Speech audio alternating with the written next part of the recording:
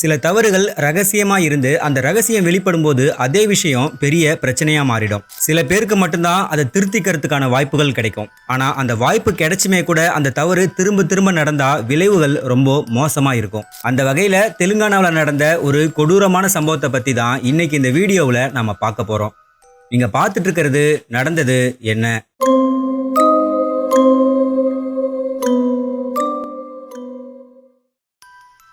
தெலுங்கானாவோட தலைநகரான ஹைதராபாத்தில் இருந்து சுமார் 47 கிலோமீட்டர் தூரத்தில் இருக்கிற ரங்காரெட்டி மாவட்டத்தில் இருக்கிற பகுதி தான் அப்துல்லாபூர்மேட். இந்த அப்துல்லாபூர்மேட் அப்படிங்கிற ஊரில் மே 3, 2022 அன்னைக்கு காலை 10:30 மணி அளவில் அந்த பகுதியை சேர்ந்த ஒரு நபர் அங்கே இருந்த ஒரு பாலத்தில் தன்னோட அன்றாட வேலைக்காக நடந்து போயிட்டு இருந்தாரு. அப்படி போனப்போ சிறுநீர் கழிக்கணும்னு அந்த பாலத்துல இருந்த சரிவா இருக்கிற மண் தரையில இறங்கி அங்க இருந்த புதர் பகுதிக்கு போனாரு. அப்போ அந்த பகுதியில ஒருவித மோசமான துர்நாற்றம் வரத அவர் உணர்ந்தாரு. என்ன இந்த ஸ்மெல் வித்தியாசமா அருவருப்பா இருக்கேன்னு சுத்தி முத்தி பார்த்தப்போ அங்க தெருநாய்ங்க எதையோ கடிச்சு இழுத்துட்டு இருக்கிறத கவனிச்சு அங்க என்னன்னு போய் பார்த்தாரு. அங்க அவரை அதிர்ச்சிக்குள்ளாக்குற வகையில ஆடைகள் இல்லாத நிலையில ஒரு ஆணோட சடலமும் பெண்ணோட சடலமும் பக்கத்துல கிடக்கிறத பார்த்து பயந்து போனாரு. உடனடியா அங்க இருந்து ஓடி போய் அவர் இந்த விஷயத்த அந்த பகுதி மக்கள் கிட்ட சொல்ல, அதுக்கப்புறமா இந்த தகவல் போலீஸுக்கு தெரிவிக்கப்பட்டுச்சு.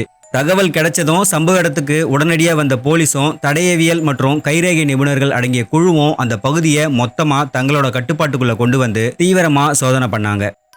இறந்து போனவங்களுக்கு பக்கத்துல ஒரு பாயும் ஒரு டார்ச் லைட்டும் மேலும் அவங்களோட உடைகள் மடிச்சு வைக்கப்பட்டும் இருந்துச்சு. மேலும் அந்த பாலத்திலேயே கொஞ்சம் தூரத்துல இருந்த ஒரு ஹோண்டா ஆக்டிவா ஸ்கூட்டர் போலீஸுக்கு சந்தேகத்தை ஏற்படுத்துச்சு. இதன் மூலமா இறந்து போன 2 பேரும் இன்டிமேட்டா இருக்கணும் அப்படிங்கிறதுக்காக பிளான் பண்ணியே தான் இந்த புதர் பகுதிக்கு வந்திருக்காங்க அப்படின்னு போலீஸ் நினைச்சாங்க. அப்படி அவங்க தனிமையில இருக்கும்போது அந்த பகுதியில வந்த கொள்ளைக்காரங்க யாரோ இவங்களை அடிச்சு போட்டுட்டு அவங்களோட நகைகளை பறிச்சிருக்கலாம் அப்படின்னு போலீஸ் நினைச்சாங்க. ஆனா இறந்து போன பெண்ணோட கழுத்துல இருந்த தங்க செயினும் கையில போட்டிருந்த மோதிரம் உள்ளிட்ட நகைகளும் அப்படியே இருந்ததால இது கொள்ளைக்காக நடந்த கொலை இல்லைன்னு ஆரம்பத்திலேயே உறுதியாச்சு. தடயவியல் நிபுணர்கள் உடல்களை பரிசோதிச்சப்போ கொலையாளி இந்த 2 பேர் மேலேயும் பயங்கரமான கோவமும் தீராப்பகையும் வச்சிருக்கணும்னு சொன்னாங்க. ஏன்னா 2 பேரோட உடம்புல கூர்மையான ஆயுதத்தால ரொம்ப கொடூரமா நிறைய இடங்கள்ல குத்தப்பட்டிருந்ததோட அவங்களோட தலைப்பகுதியும் ஒரு கனமான பொருளால பயங்கரமா ஆக்ரோஷமா தாக்கப்பட்டிருந்துச்சு. இவ்வளவு கொடூரமான இரட்டை கொலைக்கான காரணம் என்னவா இருக்கணும்னு போலீஸ் யோசிச்சு பாலத்து மேல நின்றுட்டு இருந்த வண்டியோட நம்பர் பிளேட்டை வச்சு விசாரணை ஆரம்பிச்சாங்க. மேலும் அந்த உடல்கள் பிரேத பரிசோதனைக்கு அனுப்பி வைக்கப்பட்டுச்சு. போலீஸோட விசாரணையில அந்த ஸ்கூட்டர் யஷ்வந்த் அப்படிங்கிற 24 வயசு இளைஞருக்கு சொந்தமானதுன்னு தெரிஞ்சுக்கிட்டு போலீஸ் அவரோட அட்ரஸுக்கு போனப்போ அவரோட பெற்றோர்கள் யஷ்வந்த் கடந்த 2 நாளா வீட்டுக்கு வரலன்னு சொன்னாங்க. அப்பவே போலீஸுக்கு இறந்து கிடந்த ஆண் கண்டிப்பா யஷ்வந்த் தான் ஓரளவுக்கு உறுதியாச்சு. உடனடியா யஷ்வந்தோட பெற்றோர்களை ஹாஸ்பிட்டல்ல மார்ச்சுவரிக்கு கூட்டிட்டு போய் உடல்களை காட்டினப்போ அது தங்களோட மகன் யஷ்வந்த் தான் அவங்க கதறி அழுதாங்க. ஆனா அவர் கூட சடலமா கிடந்த பொண்ணு யாருன்னு கேட்டு விசாரிச்சப்போ தங்களுக்கு தெரியாதுன்னு சொன்னாங்க. யஷ்வந்தோட நண்பர்களையும் கூப்பிட்டு வந்து அந்த பொண்ணை தெரியுமான்னு கேட்டாங்க. அதுக்கு அவங்களும் தெரியாது அப்படிங்கிற பதில தான் சொன்னாங்க.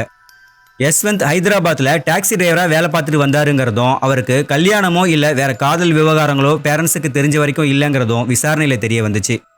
அடையாளம் தெரியாத அந்த பொண்ணை பத்தின தகவல்களை தேடின போலீஸுக்கு சம்பவ இடத்துல இருந்து பெண்கள் பயன்படுத்துற ஒரு ஹேண்ட்பேக் கிடைச்சிருந்துச்சு. அந்த பைய முழுசா செக் பண்ணப்போ அதுல வேற எந்த அடையாள அட்டையோ இல்ல பணமோ இல்லாம வெறும் 3000 ரூபாய் மதிப்புள்ள புது ஷூ வாங்கினதுக்கான ஒரு பில்லு மட்டும் இருந்துச்சு. அந்த பில்லை வச்சு குறிப்பிட்ட செருப்பு கடைக்கு போன போலீஸ் அங்க இருக்கிற சிசிடிவி காட்சிகளை முழுசா பார்த்தப்போ யஷ்வந்த் மற்றும் அந்த பொண்ணு 2 பேரும் சேர்ந்து செருப்பு வாங்குறது தெளிவா பதிவாகி இருந்துச்சு. அதோட அந்த வீடியோவில் அவங்க 2 பேர் கூட ஒரு நடுத்தர வயசுக்காரர் இருக்கிறதும் அந்த செருப்புக்கான காசை கூகுள் பே மூலமா அவரே பே பண்றதும் தெரிய வந்துச்சு. கடையில அவர் பண்ண கூகுள் பே டீட்டெயிலை செக் பண்ணதுல அதுல பேரு சீனிவாசராவ்னு இருந்துச்சு. அந்த டீட்டெயில இருந்த மொபைல் நம்பருக்கு கால் பண்ணப்போ நம்பர் சுவிட்ச் ஆஃப்னு வந்துச்சு. மேலும் அந்த நம்பரோட கடைசி டவர் லொகேஷன் சடலங்கள் கிடைச்ச அந்த பாலத்து பக்கத்திலேயே காட்டினது போலீஸுக்கு அவர் மேல சந்தேகத்தை அதிகமாகுச்சு. ஜிபேல இருந்த பேங்க் டீட்டெயிலை கலெக்ட் பண்ணப்போ அந்த நபர் பேரு சீனிவாசராவ் தான் உறுதியாச்சு. மேலும் பேங்க் டீட்டெயில இருந்த அட்ரஸை வாங்கி அந்த வீட்டுக்கு போனப்போ அந்த வீடு பூட்டி இருந்துச்சு. பக்கத்து வீட்டுக்காரங்க கிட்ட விசாரிச்சதுல சீனிவாசராவ் தன்னோட மனைவி மற்றும் அவங்களோட 2 பிள்ளைகள் கூட அந்த வீட்டுல வாழ்ந்துட்டு இருந்தாரு. இப்போ 2 நாட்களா அவங்க வீடு பூட்டியே இருக்குன்னு அவங்க போலீஸ் கிட்ட சொன்னாங்க. சீனிவாசராவோட மொபைல் சிக்னலை தொடர்ச்சியாக கவனிச்சதுல அவர் அடிக்கடி மொபைலை ஆன் பண்ணி ஆஃப் பண்றாருன்னு தெரிய வந்துச்சு. அப்படி ஆன் பண்ண சமயத்துல டவர் லொகேஷன் விஜயவாடாவா காட்டுச்சு. இதுக்கப்புறம் விஜயவாடாவில் சீனிவாசராவுக்கு நண்பர்கள் உறவினர்கள் யாராச்சும் இருக்காங்களான்னு போலீஸ் விசாரிச்சாங்க. அதுல அவருக்கு விஜயவாடாவில் ஒரே ஒரு நண்பர் மட்டும் இருக்காருங்கிறது உறுதியாச்சு. அந்த நபரோட அட்ரஸை கலெக்ட் பண்ணி அந்த வீட்டுக்கு போனப்போ போலீஸ் எதிர்பார்த்த மாதிரியே சீனிவாச ராவ் அந்த வீட்டில் தான் இருந்தாரு. சந்தேகத்தின் அடிப்படையில் அவரை கைது பண்ண போலீஸ் ஹைதராபாத்துக்கு அவரை கூப்பிட்டு வந்து விசாரிச்சப்பதான் நடந்த உண்மைகள் வெளிவந்துச்சு.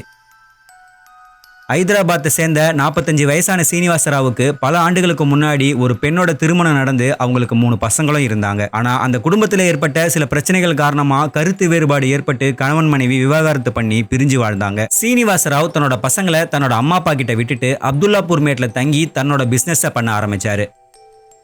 இதே சமயத்துல சீனிவாச ராவ் 2வதா ஒரு கல்யாணம் பண்ணணும்னு முடிவு பண்ணப்பதான் தெலுங்கானாவோட மல்காஜ்கிரி அப்படிங்கிற ஊரை சேர்ந்த ஜோதிங்கிற பெண் அறிமுகமானாங்க. இதுக்கப்புறம் இவங்க பேசி இவங்களுக்குள்ள திருமணமும் நடந்துச்சு. இவங்களுக்கு 2 பிள்ளைகளும் பிறந்தாங்க. சீனிவாச ராவ் பிஸ்னஸ் பண்ணிட்டு இருந்ததால அடிக்கடி வெளியூர் போகிறது அவரோட இயல்பான வேலை சூழ்நிலையாக இருந்துச்சு. அப்படி வெளியூர் போகும்போது பெரும்பாலும் இவர் டாக்ஸி புக் பண்ணி தான் போவார். அப்படி அடிக்கடி டாக்ஸியில் போகிறதன் மூலமாக தான் இவருக்கு டாக்ஸி டிரைவர் யஷ்வந்தோட அறிமுகம் கிடச்சிருக்கு. சீனிவாச ராவ் மற்றும் ஜோதி இவங்க 2 பேருக்குமே ஆன்லைனில் எப்படி டாக்ஸியை புக் பண்ணுறதுன்னு தெரியாமல் இருந்ததால நேரடியாகவே யஷ்வந்தோட மொபைல் நம்பருக்கு கால் பண்ணி அவரை வர வைப்பாங்க. சில சமயங்களில் குடும்பமாக வெளியே போயிட்டு அப்படியே சீனிவாச ராவ் தன்னோட பிஸ்னஸ் விஷயமா தன்னோட வேலைக்கு போகக்கூடிய சூழல் ஏற்பட்டதால ஜோதியும் அவங்க பிள்ளைகளும் மட்டும் அந்த டாக்ஸியில் வீட்டுக்கு திரும்புவாங்க. அந்த சமயங்களில் தான் ஜோதிக்கும் யஷ்வந்துக்கும் இடையில கொஞ்சம் கொஞ்சமாக பேச்சுவார்த்தைகள் அதிகமாச்சு. ஒரு நாள் யஷ்வந்த் ஜோதி கிட்ட உங்களை பார்த்தா வயசு கம்மியாக தெரியுது, உங்கள் ஹஸ்பண்டை பார்த்தா வயசானவராக தெரியுதுன்னு விசாரிச்சப்போ ஜோதி நடந்த விஷயங்களை சொன்னாங்க. இதில் இருந்து யஷ்வந்துக்கு அந்த வீட்டில் சீனிவாச ராவை விட ஜோதி ரொம்ப ஃப்ரெண்ட்லியான நபராக மாறினாங்க. ஆனால் அந்த ஃப்ரெண்ட்ஷிப் தான் போக போக ஒரு அஃபைராக மாறி கொஞ்சம் கொஞ்சமாக அவங்க எல்லாரோட வாழ்க்கையையும் நாசம் பண்ண ஆரம்பிச்சுது. சீனிவாச ராவ் வெளியூர் போயிருக்காரு அப்படிங்கிறத 28 வயசான ஜோதியும் 24 வயதான யஷ்வந்தும் தங்களுக்கு சாதகமாக தப்பாக பயன்படுத்திக்க ஆரம்பித்தாங்க. சீனிவாச ராவ் வீட்டில் இல்லாத சமயங்களில் அந்த டாக்ஸி டிரைவர் அந்த வீட்டுக்கு வர்றதை கவனிச்ச அக்கம் பக்கத்து வீடுகளை சேர்ந்தவங்க இந்த விஷயத்த சீனிவாச ராவ் கிட்டேயே சொன்னாங்க. இதை தொடர்ந்து ஜோதிக்கு தெரியாம அவங்க வாட்ஸ்அப்பை செக் பண்ணப்பதான் இவங்க 2 பேரும் தினமும் க்ளோஸாக பேசுறாங்க, இவங்களுக்குள்ள இல்லீகல் அஃபேர் இருக்கு அப்படிங்கிறது சீனிவாச ராவுக்கு உறுதியாச்சு. நம்மளை விட 17 வயசு குறைவான ஒரு பொண்ணை கல்யாணம் பண்ணிக்கிட்டு அவளை தனியாக விட்டுட்டு பிஸ்னஸ்னு அலைஞ்சது நம்மளோட தப்பு தான் யோசிச்ச சீனிவாச ராவ் ஜோதி மேலே கோவப்பட்டு கண்டிக்காம பொறுமையாக போய் எனக்கு முதல் மனைவி மூலமா 3 பசங்க, இப்போ நமக்கு 2 பிள்ளைங்க, மொத்தமா இந்த 5 பிள்ளைகளுக்கும் நான் தான் செலவு பண்ணி பார்த்துக்கணும், அதனால தான் நான் வேலைன்னு அலையிறேன், உன்னோட விஷயம் எல்லாம் எனக்கு தெரியும், நடந்ததாவே இருக்கட்டும், எதுவா இருந்தாலும் இதோட விட்டுரு, ஒரு அம்மாவா பொறுப்பா நடந்துக்க அப்படின்னு சொன்னாரு. இதை கேட்டு கவலைப்பட்ட ஜோதியும் இனிமே இந்த மாதிரியான விஷயங்கள் நடக்காதுன்னு சீனிவாச ராவுக்கு சத்தியம் பண்ணி கொடுத்தாங்க. ஆனா கொஞ்ச நாட்கள்ல ஜோதி சொன்ன வார்த்தையை காப்பாத்தாம மறுபடியும் யஷ்வந்த் கிட்ட பேச ஆரம்பிச்சாங்க. பக்கத்து வீடுகளை சேர்ந்தவங்க மூலமா தான் கணவருக்கு தகவல் போகுதுன்னு உணர்ந்த ஜோதி யஷ்வந்தை வெளியிடங்களை சந்திச்சு பேச ஆரம்பிச்சாங்க. ஆனா தன்னோட மனைவி மேல ஒரு கண்ணு வச்சிருந்த சீனிவாச ராவ் ஜோதியோட நடவடிக்கைகள்ல இருந்து அவங்க இன்னும் திருந்தல அப்படிங்கறத தெரிஞ்சுக்கிட்டாரு. அப்துல்லாபூர் மேட்ல இருந்தா தன்னோட வைஃபை திருத்த முடியாதுன்னு புரிஞ்சுக்கிட்ட அவரு ஜோதி மற்றும் குழந்தைகளோட விஜயவாடாவுக்கு நிரந்தரமா ஷிஃப்ட் பண்ண முடிவு பண்ணாரு. இந்த விஷயத்த ஜோதி கிட்ட சொன்னதும் அவங்களுக்கு நடுவுல வாக்குவாதங்கள் நடந்துச்சு. இன்னமும் நீ அவங்க கிட்ட பேசிட்டு தானே இருக்கேன்னு சீனிவாச ராவ் சொன்னதும் ஜோதி இதுக்கு மேல ஏன் மறைச்சு பேசணும்னு, ஆமா யஷ்வந்த் இல்லாம வாழ முடியாதுன்னு அவங்க கூடவே இருக்க போறதாவும் பிடிவாதமா சொன்னாங்க. அதுக்கு சீனிவாச ராவ் நான் உனக்கு டைவர்ஸ் கொடுத்துடுறேன், நீ அவங்க கூடவே போயிடுன்னு சொல்லியிருக்காரு. இதுதான் சரியான வாய்ப்புன்னு யோசிச்ச ஜோதி இந்த விஷயத்த யஷ்வந்த் கிட்ட போய் சொன்னப்பதான் ஜோதிக்கு ஒரு அதிர்ச்சி காத்திருந்துச்சு. என்னதான் ஜோதி கூட நெருங்கி பழகியிருந்தாலும் தன்னை விட 4 வயசு அதிகமான ஒரு பொண்ணை கல்யாணம் பண்ண வீட்டில் ஒத்துக்க மாட்டாங்க. மேலும் அந்த பொண்ணுக்கு ஏற்கனவே கல்யாணம் ஆகி 2 குழந்தைகளும் இருக்கு அப்படிங்கிறது தெரிஞ்சா எல்லாரும் என்னை கேவலமா பார்ப்பாங்கன்னு யஷ்வந்த் சொன்னாரு.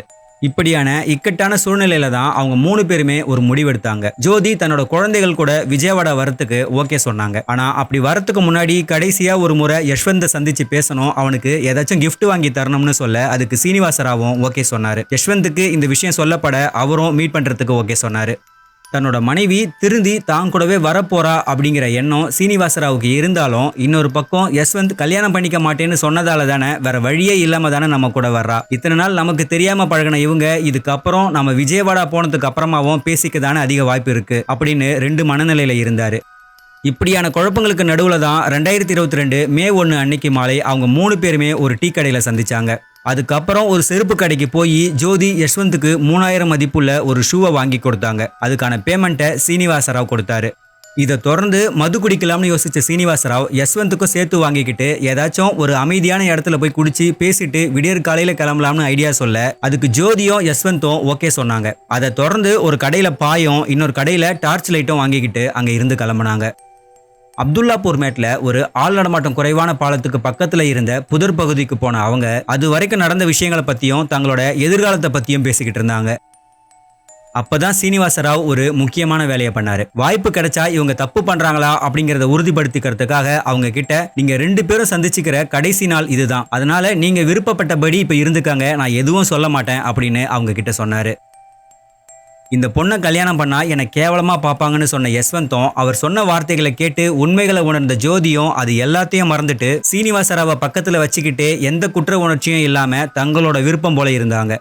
இவ்வளோ நடந்தும் இவங்களுக்கு இந்த பிசிக்கல் ரிலேஷன்ஷிப் தான் முக்கியமா அப்படின்னு ஆத்திரப்பட்ட சீனிவாசராவ் சட்டுன்னு எழுந்து பக்கத்துல இருந்த ஒரு பெரிய கல்லை எடுத்து அவங்க 2 பேர் மேலையும் சரமாரியா தாக்குனாரு. மேலும் ரத்த வெள்ளத்துல வலியில துடிச்சிட்டு இருந்த அவங்க 2 பேரையும் தான் ரெடியா கொண்டு வந்திருந்த ஸ்க்ரூ டிரைவர் மூலமா அவங்க தலைப்பகுதியிலையும் உடல்லையும் வேக வேகமா குத்துனாரு. இதனால அதிகமா ரத்தம் வெளியேறி அவங்க கொஞ்ச நேரத்திலேயே உயிரிழந்தாங்க.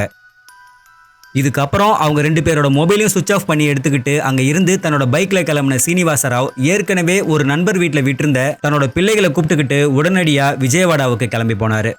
இந்த விஷயங்கள் எல்லாத்தையும் போலீஸ் கிட்ட சொன்ன சீனிவாசராவ் மேலும் அவங்க 2 பேரும் திருந்தறதுக்கு நான் திரும்ப வாய்ப்பு கொடுத்தேன், இந்த விஷயங்கள் எதுவும் என்னோட பிள்ளைகளுக்கு தெரியக்கூடாதுன்னு உறுதியா இருந்தேன். ஆனா தப்புன்னு தெரிஞ்சும் அதை அவங்க பண்ணிக்கிட்டே இருந்தாங்க. ஒரு கட்டத்துக்கு மேல என்னால கண்ட்ரோல் பண்ண முடியல, எல்லாம் கைமீறி போயிடுச்சு. இப்போ என்னோட பிள்ளைங்க தான் ஆதரவு இல்லாத நிலையில இருக்காங்க அப்படின்னு சொல்லி கதறி அழுதுருக்காரு.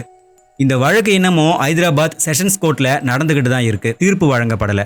மனசாட்சி அடிப்படையில் சீனிவாசராவுக்கு ஏற்பட்ட கோபம் நியாயமானது போல தெரிஞ்சாலும் 2 கொலைகளை பண்ண அவரோட செயல் சட்டப்படி தண்டனைக்குரிய குற்றம்தான்.